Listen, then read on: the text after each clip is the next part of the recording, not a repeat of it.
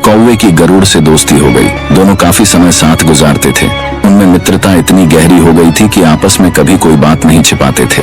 एक दिन दोनों एक नदी के किनारे पेड़ पर बैठे बात कर रहे थे। तभी एक यमदूत उधर से गुजरा। वो कौवे को देखकर मुस्कुराया। गरुड़ और कौवे ने उस यमदूत को अनदेखा किया और अपनी बातों में लग गए। लेकिन अगले दिन फिर वही हुआ। दोनों बातें कर रहे थे, तभी वही यमदूत फिर उधर से गुजरा। वो फिर कौवे को देखकर मुस्कुराया। इस बार कौवे को कुछ शंका हुई। उसने गरुड़ से कहा कि ये यमदूत मुझे देखकर कल भी मुस्कुराया था और आज भी वैसे ही मुस्कुराया। कुछ गड़बड़ है, हो सकता है मेरी मृत्यु आने वाली है। गरुड़ ने उसे समझाया कि ऐसा कुछ नहीं है, ये एक संयोग भी हो सकता है, तुम चिंता मत करो। 2-3 और ऐसे ही निकले। रोज यमदूत कौवे को देखकर मुस्कुराता। अब तो कौवे को यकीन हो गया कि निश्चित ही मेरी मौत नजदीक है। उसने गरुड़ से कहा, मित्र मैं मरना नहीं चाहता, लेकिन ये यमदूत जरूर 1-2 दिन में मेरे प्राण निकाल कर ले जाएगा। ये रोज ही मुझे देखकर मुस्कुराता है। गरुड़ को भी लगा कि हो सकता है कौवे का शक सही हो। उसने कौवे को धैर्य बंधाया। गरुड़ ने कौवे से कहा, तुम चिंता मत करो मित्र, मैं तुम्हें यहाँ से इतनी दूर ले जाऊंगा कि ये यमदूत तुम्हें दिखाई ही ना दे।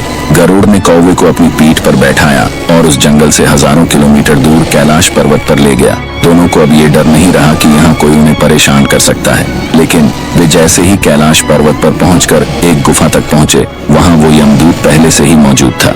उसने कौवे को देखते ही उस पर पाश फेंक कर उसके प्राण निकाल लिए। गरुड़ देखता रह गया। उसने यमदूत से पूछा, तुमने इसे मारा क्यों? यमदूत ने कहा कि इसकी मौत इसी समय लिखी थी, इसलिए इसके प्राण निकाल लिए। गरुड़ ने फिर पूछा, तो फिर तुम इसे देखकर उस जंगल में मुस्कुराते क्यों थे? इसे मारना ही था तो वहीं मार देते। यमदूत ने जवाब दिया, इसकी मौत कैलाश पर्वत पर ही लिखी थी, लेकिन 4-5 दिन पहले इसे उस जंगल में देखकर मुझे ये आश्चर्य हो रहा था कि ये इतने कम समय में वहाँ पहुँचेगा कैसे, क्योंकि इसके पंख भी छोटे हैं और ये लंबी उड़ान भी नहीं भर सकता, तो हजारों योजन दूर कैलाश तक ये पहुँचेगा कैसा? यही सोचकर मैं रोज मुस्कुराकर गुजर जाया करता था। लेकिन भाग्य देखो, तुम इसके परम मित्र ही इसे यहाँ तक इतने कम समय में ले आए।